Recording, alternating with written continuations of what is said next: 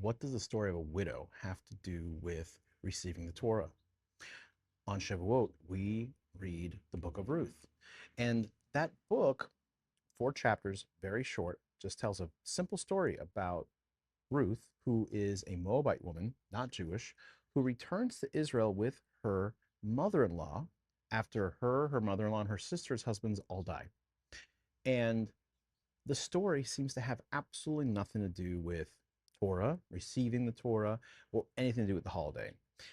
But that couldn't be further from the truth. We are like Ruth.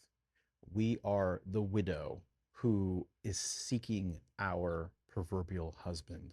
We are, as the Jewish nation, looking to connect. We have nothing without that connection.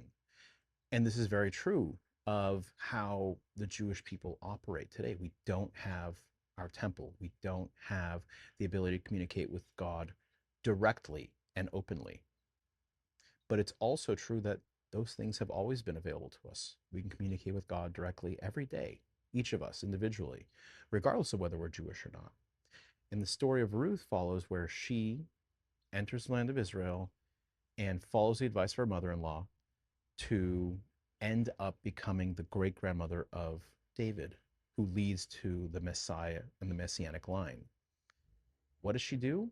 She completely nullifies herself in order to do what her mother in law suggests, which is enable herself to be a vessel.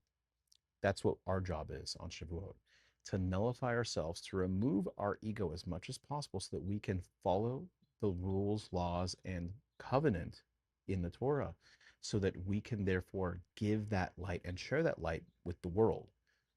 So this Shavuot, think about, how can I be more like Ruth? It doesn't mean, oh, just listen to the advice of your elders, but it does mean when you want something, ask yourself, is this just because I want it?